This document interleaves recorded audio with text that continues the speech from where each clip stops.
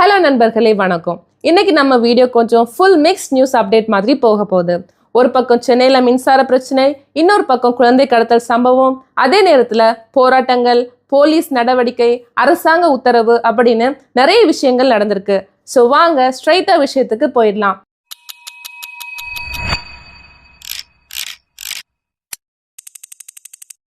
முதல்ல சென்னை மின்சார பிரச்சனை பத்தி பார்க்கலாம்.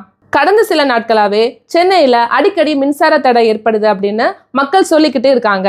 ஒரு சில பகுதியில லைட் போகுது, திரும்ப வருது அப்படின்னு ஃப்ரீக்வெண்டா இஷ்யூ இருக்குது. இதனால மக்கள் ரொம்பவே பாதிக்கப்பட்டிருக்காங்க. சோசியல் மீடியால கூட இதை பத்தி நிறைய பேசுறாங்க.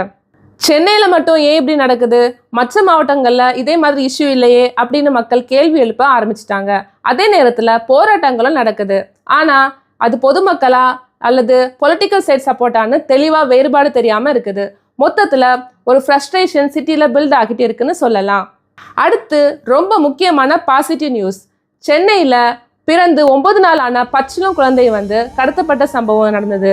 ஆனா போலீஸ் உடனடி நடவடிக்கை எடுத்து அந்த குழந்தைய சேஃபா மீட்டிருக்காங்க. இது பெரிய ரிலீஃப் நியூஸ் மாதிரி மாறி இருக்கு.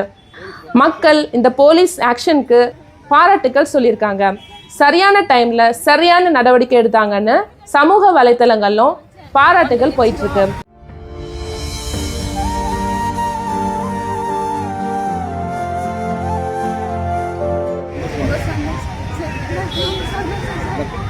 போலீஸ் ரொம்ப கஷ்டப்பட்டு பிடிச்சாங்க.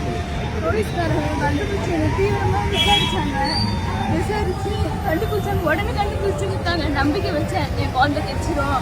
என்னை தைரியப்படுத்தினாங்க, தைரியப்படுத்தி என்னை உற்சாகப்படுத்தினாங்க. அதனால தான் நான் ரொம்ப தைரியமா இருந்தேன், என் குழந்தை கிடைச்சிரும்னு சொல்லிட்டு. அடுத்து சேலம் பக்கம் நடந்த ஒரு இஷ்யூ. சேலம் மாவட்டத்துல டாஸ்மாக் தொடர்பான சில கடைகள் தற்காலிகமா மூடப்பட்டிருக்கு. இதனால அங்குள்ள ஊழியர்கள் வேலை தொடர்பான போராட்டம் நடத்துறாங்கன்னு தகவல். இது லோக்கல் லெவல் இஷ்யூவா இருந்தாலும் அந்த பகுதி முழுக்க இம்பாக்ட் கொடுத்திருக்குது. அடுத்து இன்னொரு முக்கியமான கம்ப்ளைண்ட் என்னன்னா, சங்கரகிரி பகுதியில கனிம வளங்கள் சட்டவிரோதமா எடுக்கப்பட்டதா ஒரு கம்ப்ளைண்ட் எழுந்திருக்கு. இது தொடர்பா அமைச்சர் அளவுல கூட தகவல் வெளியானதா பேசப்படுது. இது நேச்சுரல் ரிசோர்சஸ் இஷ்யூனால ரொம்ப சென்சிட்டிவ் டாபிக். அடுத்து பெரம்பலூர் பகுதியில் நடந்த சம்பவம். போராட்டம் நடந்த இடத்துல பெண்கள் மீது காவல்துறை நடவடிக்கை எடுத்ததா ஒரு குற்றச்சாட்டு வந்திருக்கு. இது தொடர்பாக விசாரணை நடக்குது அப்படின்னு தகவல். இதனால அந்த பகுதியில டென்ஷன் இருந்தது. அடுத்து கல்வி சார்ந்த முக்கியமான அப்டேட். ஜூன் 4ஆம் தேதி பள்ளிகள் மீண்டும் திறக்கப்பட இருக்கு. சம்மர் பிரேக் முடிஞ்சு ஸ்டூடெண்ட்ஸ் திரும்ப கிளாஸ்க்கு வர போறாங்க. பேரண்ட்ஸ்க்கும் இது ஒரு இம்பார்ட்டன்ட் அப்டேட். அடுத்து நெல்லை பக்கம் நடந்த ஒரு பெரிய சம்பவம். நாங்குநேரி பகுதியில சுமார் 5 கோடி மதிப்புள்ள கஞ்சா பொருட்கள் போலீசாரால் கண்டுபிடிக்கப்பட்டு அழிக்கவும் பட்டிருக்கு. இது ஒரு பெரிய ட்ரக் நெட்வொர்க் கேஸா பார்க்கப்படுது. போலீஸ் ஆக்ஷனுக்கு அப்ரிசியேஷனும் கிடைச்சிருக்கு. லாஸ்ட் இம்பார்ட்டன்ட் அப்டேட் என்னன்னா, கல் குவாரி இஷ்யூ. சமீபத்துல ஒரே நாள்ல 23 கல் குவாரிகள் தற்காலிகமா மூட உத்தரவு பிறப்பிக்கப்பட்டிருக்கு. கனிம வளத்துறை சார்பில் இந்த நடவடிக்கை எடுக்கப்பட்டதா தகவல். இதுவும் environmental plus illegal mining control நடவடிக்கை பார்க்கப்படுது. மொத்தத்துல பார்த்த நண்பர்களே, இன்னைக்கு நியூஸ் ஃபுல்லா மிக்ஸ்ட் பேக் மாதிரி இருக்கு. ஒரு பக்கம் பிரச்சனை, ஒரு பக்கம் ரெஸ்கியூ ஆப்ரேஷன், ஒரு பக்கம் ப்ரொடெஸ்ட், ஒரு பக்கம் கவர்மெண்ட் ஆக்ஷன், எல்லாம் ஒரே நாள்ல நடந்த மாதிரி ஒரு ஹெவி நியூஸ் ஃப்ளோ.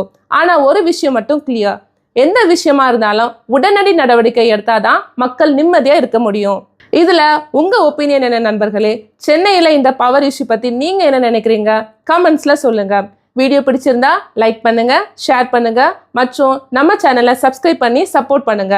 நன்றி நண்பர்களே. உள்ளதை பேசி நல்லதை பகிர்ந்து நல்ல நாளை உருவாக்குவோம்.